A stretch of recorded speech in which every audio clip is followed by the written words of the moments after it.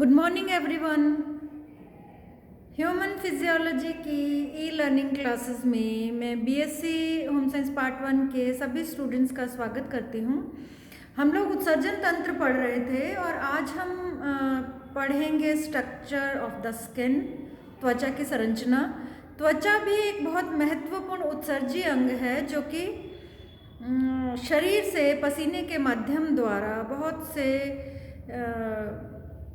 व्यर्थ पदार्थों को शरीर से या बहुत से टॉक्सिन्स को शरीर से उत्सर्जित करने का कार्य करता है और त्वचा के द्वारा ही हमारे शरीर का जो तापक्रम है वो बना रहता है। ये हमारे बॉडी टेम्परेचर को मेंटेन करता है या हम कह सकते हैं नियमित करता है या रेगुलेट करता है।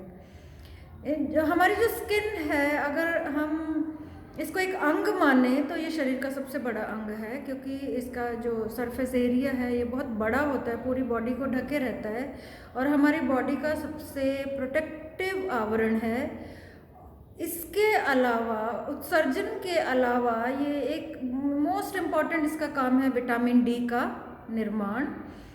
हमारे स्किन में एक वर्णक होता है 7D हाइड्रोकोलेस्ट्रॉल। तो जब सूर्य की पैराबैंगनी किरणें इस पे पड़ती हैं 7D हाइड्रोकोलेस्ट्रॉल पे, तो कोल कैल्सिफिरॉल बनता है जिसे कि एक्टिव विटामिन D3 कहते हैं। तो नेचर ने ही हमें ये विटामिन प्रोवाइड किया है जो कि हमारी स्किन खुद बना सकती है। और आप सभी को पता है विटामिन डी कैल्शियम के अवशोषण में सहायता करता है, बोन्स को हेल्दी बनाए रखता है और इसकी कमी से बहुत सारी बोन डिफॉर्मिटीज़ हो जाती हैं और बहुत सारे अस्थि विकार हो सकते हैं, बहुत सारी डिजीज़ेस हो सकती हैं, जैसे कि बच्चों में विटामिन डी की कमी से रिकेट्स हो जाता है, प्रेग्नेंट लेडीज़ में ऑस्टियोमलेशिया हो जाता है और वृद्ध व्यक्तियों में ऑस्टियोपोरोसिस हो जाता है। तो सभी प्रकार की अस्थि विकृतियाँ विटामिन डी की कमी से होती हैं। और आजकल बहुत इम्पॉर्टेंट रिसर्च का टॉपिक है vitamin D deficiency and depression. महिलाएं स्वयं को खास करके इंडियन महिलाएं धूप में जाने से बचती हैं, स्किन टैनिंग ना हो इसलिए, जिसके कारण कि शरीर में विटामिन डी की कमी होती है। भारत की 80% महिलाएं विटामिन डी डेफिशिएंसी से सफ़र कर रही हैं इस समय। तो इससे ये बहुत एक नया जो साइकोलॉजिकल डिसऑर्डर उत्पन्न हो गया है महिलाओं में, वो है अवसाद या डिप्रेशन। तो ये सीधा ही बहुत सारी मेंटल फंक्शनिंग के कारण नहीं है, इसका कारण पोषण भी है, मीन्स विटामिन डी का कम मात्रा में बनना। आप कितना भी दूध पी लें, कैल्शियम ले लें, अगर विटामिन डी नहीं है तो उसका पर्याप्त मात्रा में अवशोषण नहीं होगा। तो ये स्किन का उत्सर्जन के पश्चात ये अत्यंत महत्वपूर्ण कार्य है विटामिन डी का निर्माण करना। और सूर्य की जो यूवी रेज हैं, अल्ट्रा वायलेट रेडिएशंस, जो विटामिन डी बनाती हैं उसको कहते हैं कोल कैल्सिफिरॉल। ये आपको ध्यान रखना है। अब आप ये डायग्राम देख सकते हैं। विटामिन डी के अलावा अगर हम स्किन के स्ट्रक्चर के बारे में बात करें तो स्किन की जो बहुत सारी लेयर्स होती हैं, हमारी त्वचा में बहुत सारी परतें हैं और अगर त्वचा का इन्फेक्शन या कोई भी स्किन डिजीज़ होती है तो वो बहुत आसानी से ठीक नहीं होती, क्योंकि जब हम उसको आउटर सरफेस पे वो लगाते हैं वो सही हो जाती है और मान लीजिए कोई बैक्टीरियल इन्फेक्शन है, वो बैक्टीरिया अंदर चला जाता है तो आप ऊपर से ठीक हो जाएगा, थोड़ी देर बाद वो वापस पुनः हो जाएगा। तो क्योंकि इसकी लेयर्स बहुत ज़्यादा हैं तो इसको ट्रीट करना, इसीलिए कहते हैं कि स्किन को ड्राई और हाइजेनिक रखना चाहिए। खास करके गर्मियों में अगर आपकी स्किन डैम्प रहती है और एनवायरमेंटल कंडीशंस जैसे हम बहुत मिट्टी में और गर्मी वाले क्षेत्र में रहते हैं, तो अगर आपको एक बार त्वचा का संक्रमण हो गया तो उसे ट्रीट करना बहुत मुश्किल हो जाता है। और उसका इलाज भी ज़्यादातर जितनी भी स्किन की दवाइयाँ हैं उनमें स्टेरॉइड्स होते हैं जो कि हमारी हेल्थ के लिए बहुत ज़्यादा नुकसानदेह होते हैं। तो let's start structure of the skin की, इसमें कौन कौन सी लेयर्स होती हैं। अब ये देख सकते हैं, ये त्वचा की संरचना है। मेनली 4 स्तर होते हैं।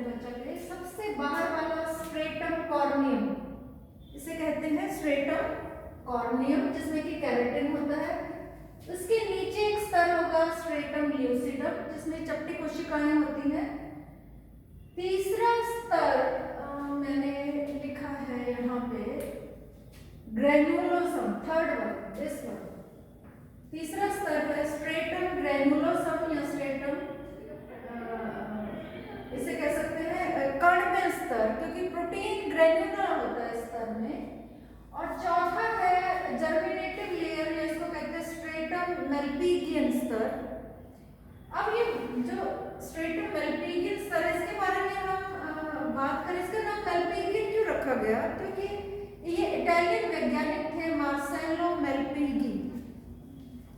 इटालियन वैज्ञानिक मार्सेलो मेल्पिगी को father of microscopic anatomy, histology and physiology कहा जाता है। मीन्स जो मानव रचना व शरीर क्रिया विज्ञान है उसके फादर कहलाते हैं मार्सेलो मेल्पिगी। तो ये जो स्तर का नाम है उन्हीं के नाम पे रखा गया है। और जितनी भी हम अब इतनी स्ट्रक्चर्स और ये 3D डायग्राम्स हमारी बॉडी के डिफरेंट ऑर्गन्स के बारे में बात करते हैं, उनमें इस इटालियन वैज्ञानिक का बहुत बड़ा हाथ है और इसीलिए इन्हें फादर ऑफ फिजियोलॉजी कहा जाता है। तो जो सब्जेक्ट आप पढ़ रहे हैं उसके ये पितामह हैं और इनकी डेथ 1994 में हुई थी। तो इन्होंने इस सब्जेक्ट के लिए बहुत काम किया है।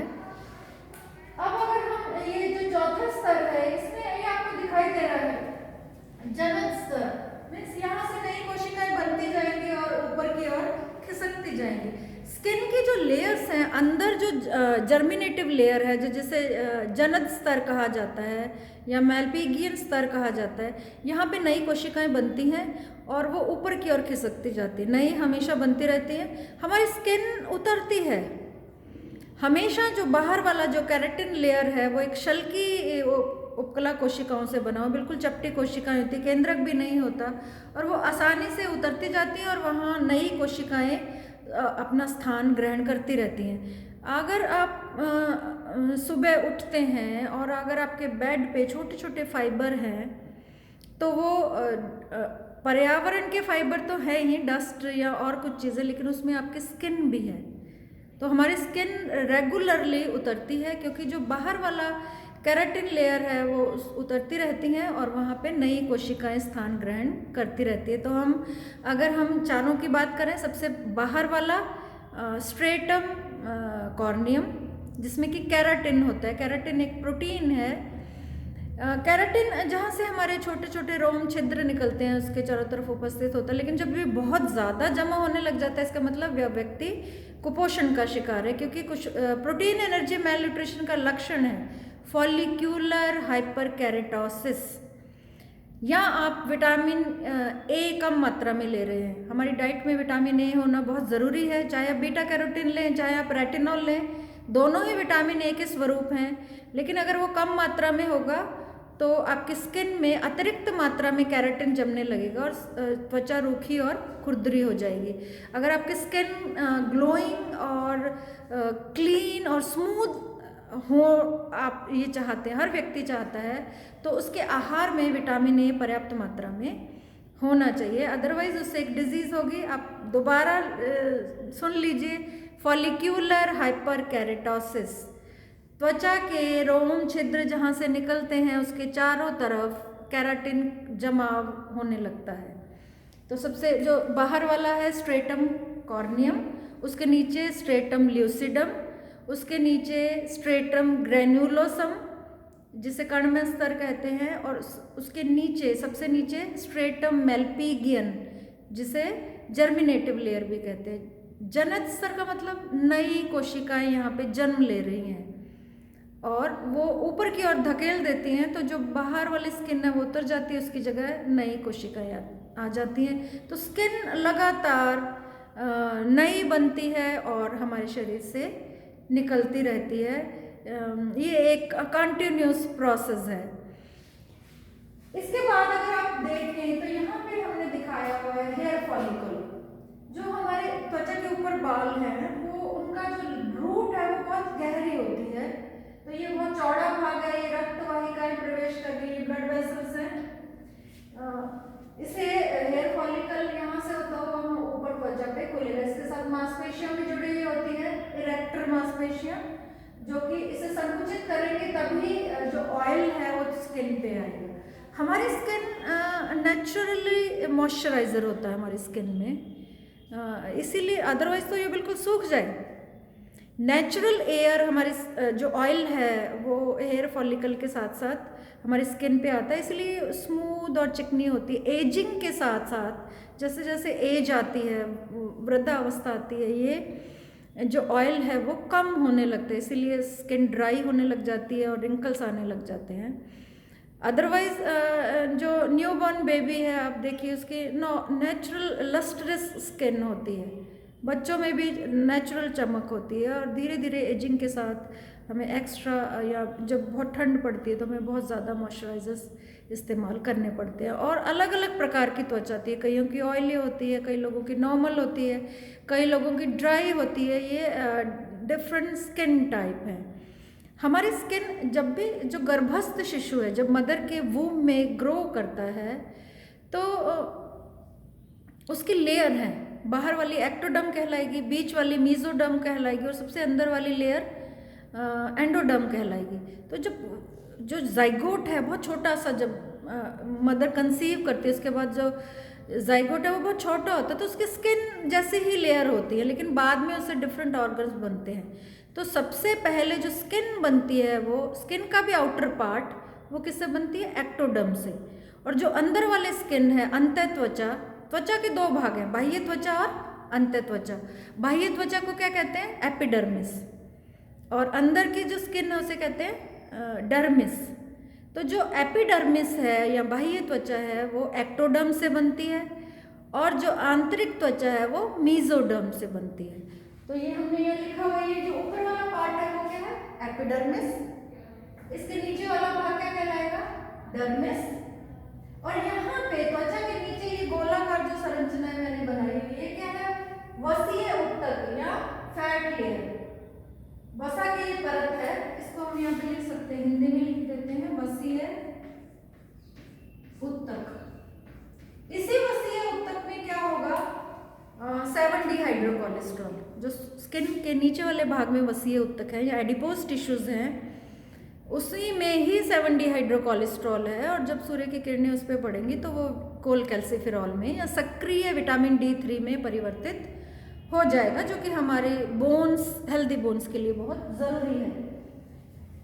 इसके अलावा यहाँ रक्त केशिकाएं दिखाई दे रही है, पूरे स्किन में रक्त केशिकाओं का जाल बिछा रहता है। यहाँ पे तंत्रिका दिखाई दे रही है जिससे कि हम हर प्रकार की संवेदना, ये ज्ञान इंद्रिय है त्वचा, तो ये बहुत सेंसिटिव ऑर्गन है जो कि सभी संवेदनाओं को बहुत जल्दी ग्रहण कर लेते हैं। इवन दिमाग के सोचने से पहले हम गर्म चीज़ पे, गर्म तवे पे हाथ लगाएं, हम पीछे हटा लेते हैं। वो ब्रेन उतनी देर में काम नहीं करता, लेकिन हम वो एक्शन करते हैं क्योंकि प्रतिवर्ती क्रिया है ये। स्किन संवेदनाओं को बहुत जल्दी, शीघ्र, दिमाग के सोचने से पहले ही ग्रहण कर लेती है और हर तरह की संवेदनाओं को ग्रहण करती है, अच्छी बुरी, किस तरह से किसने स्पर्श किया है, उस तरह की संवेदनाओं को बहुत आसानी से समझ सकती है, क्योंकि इसमें तंत्रिकाएं हैं जो कि सिग्नल को ब्रेन तक पहुंचाती है, तो ब्रेन उस चीज़ को प्रोसेस करता है। तो ये हमारे शरीर का बहुत बहुत इम्पॉर्टेंट ऑर्गन है और सबसे बड़ा ऑर्गन है, अगर हम इसे अंग कहें। अदरवाइज हमारे शरीर का सबसे महत्वपूर्ण सुरक्षात्मक आवरण है, जो कि उत्सर्जन क्रिया के साथ साथ शारीरिक तापक्रम का नियमन भी करता है। पसीना आ जाता है तो बॉडी, अगर बॉडी का टेम्परेचर बढ़ेगा पसीना आ जाएगा, और पसीना आने से बॉडी टेम्परेचर वापस कम हो जाता है। सर्दी है तो पसीना नहीं आएगा तो बॉडी टेम्परेचर ये रेगुलेट करेगा। इसके अलावा यहाँ पर एक बहुत इंपॉर्टेंट चीज़ है, यहाँ पर विशेष प्रकार की कोशिकाएं पाई जाती है, इसको आधार कला कहा जाता है। इसके नीचे एक पतली झिल्ली है, उसके ऊपर ये मेलिनोसाइट्स, आधार कला के ऊपर जो एपिडर्मिस है उसमें एक पतली झिल्ली है आधार कला, उसके ऊपर एक गोलाकार बिंदुओं से मैंने एक लेयर बनाई हुई है, वो है उसमें एक विशेष प्रकार की कोशिकाएं हैं मेलिनोसाइट्स, जिन्हें कहा जाता है वर्णक कोशिकाएं। ये मेलानोसाइट्स हमारे स्किन को कलर प्रदान करती हैं, जिसमें एक पिगमेंट बनता है मेलानिन। जितना ज़्यादा मेलानिन होगा आपकी स्किन डार्क कलर की होगी। अगर आपकी त्वचा में बहुत ज़्यादा मेलानिन है तो त्वचा का रंग बहुत ज़्यादा डार्क होगा, और अगर कम है तो आपका स्किन फेयर होगा। तो जैसे हम लोग इंडियंस गेहुआ कलर या विटिश कलर है, तो हमारे में नॉर्मल अमाउंट ऑफ मेलानिन बनता है हमारे स्किन में, और जो वाइट पीपल हैं उनके जो स्किन में मेलानिन की मात्रा बहुत कम होती है, इसलिए वो बहुत सफ़ेद होते हैं। तो ये हमारे जो मेलानिन है या ये जो मेलानोसाइट्स हैं वो एक वर्णक बनाती हैं, वर्णक कोशिकाएं हैं जो कि हमारे त्वचा को रंग प्रदान करता है। हार्मोन्स में पढ़ेंगे कि कैसे इसकी बहुत अधिकता से या कमी से इस वर्णक के कौन कौन से डिजीजेस हो सकती हैं। जैसे एल्बिनिज्म बहुत कॉमन सी डिजीज़ है, जो वाइट फुलहरी जिसे बोलते हैं, पूरी स्किन वाइट हो सकती है, इवन हेयर्स भी वाइट कलर के हो जाते हैं मेलानिन ना बनने के कारण। और जिनकी स्किन डार्क होती है उन्हें स्किन प्रॉब्लम्स बहुत कम होती हैं। तो ये प्रोटेक्टिव है, बैक्टीरियल इन्वेजन को रोकता है, ये किसी भी प्रकार के संक्रमण को मेलानिन रोकता है। तो जो गहरी त्वचा वाले लोग हैं जिनकी त्वचा डार्क कलर की होती है, उन्हें त्वचा संबंधी संक्रमण बहुत कम होते हैं और स्किन कैंसर होने की संभावनाएं उन्हें बहुत कम होती हैं। तो ये एक बेसिक स्ट्रक्चर है। आप यहाँ देख सकते हैं ये तेल ग्रंथि दिखाई दे रही है, ये हेयर फॉलिक्यूल जो रोम के साथ ही तेल ग्रंथि जुड़ी हुई है, और ये जो ऑयल है बालों के साथ ही बाहर आता है स्किन पे, वैसे नहीं आएगा क्योंकि ये जो सेबेशियस ग्लैंड है ये रोम के साथ ही बाहर जुड़ी हुई है। तो जब संकुचित होते हैं हमारे हेयर फॉलिकल्स तो उसके साथ साथ ऑयल भी आता है। कुछ जगह पे ऑयल, जैसे ये नेजोलेबियल फोल्ड है, यहाँ पे ऑयल ज़्यादा आता है, फोरहेड पे ऑयल ज़्यादा आता है। तो कुछ ऐसे स्किन के कुछ पार्ट है जहाँ पे सेबेशियस ग्लैंड बहुत ज़्यादा होती हैं, तो वहाँ पे जो सीबम है बहुत ज़्यादा निकलता है। कान में भी एक प्रकार की ग्रंथियाँ होती है जो कि एक वैक्स बनाती है, सेरिमन ग्लैंड्स, तो वो भी स्किन का एक पार्ट है। हमारे कान में एक प्रकार की वैक्स बनती है, वो प्रोटेक्टिव है, वो हमारे कान की सुरक्षा करती है, लेकिन उसे साफ करना बहुत ज़रूरी है, अदरवाइज़ जो हियरिंग प्रोसेस है धीरे धीरे उसको वो अफेक्ट कर सकती है। तो हम सम अप करें, बेसिक जो स्किन की स्ट्रक्चर आप देख सकते हैं, 4 इसकी लेयर्स हैं। Stratum corneum, stratum lucidum, stratum granulosum, stratum malpighian, जो कि इटालियन फिजियोलॉजिस्ट के नाम पे रखा गया है इस स्तर को। इसके अलावा इसमें पसीने की ग्रंथियाँ होती हैं जिसे श्वेत ग्रंथियाँ कहते हैं। इसमें तेल ग्रंथियाँ होते हैं जिन्हें सेबेशियस ग्लैंड कहते हैं। सेबेशियस ग्लैंड में एक चिपचिपा पदार्थ बनता है ऑयली, जिसे सीबम कहा जाता है। खास करके नाक के किनारों पे ये ज़्यादा होती हैं, इसलिए यहाँ पे हमारे नेज़ोलेबियल फोल्ड बहुत ऑयली रहते हैं बाकी स्किन के अपेक्षाकृत।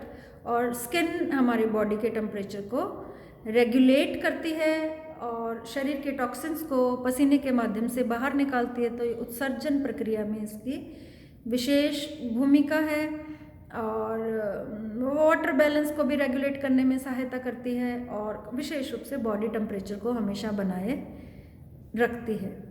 तो आप एक स्क्रीनशॉट ले लीजिए इसका, आपको उतना ही लिखना है जितना इस डायग्राम में दिया हुआ है, आप देख सकते हैं। और आप इस डायग्राम को अच्छे से देख सकते हैं, आप स्क्रीनशॉट ले सकते हैं इसका।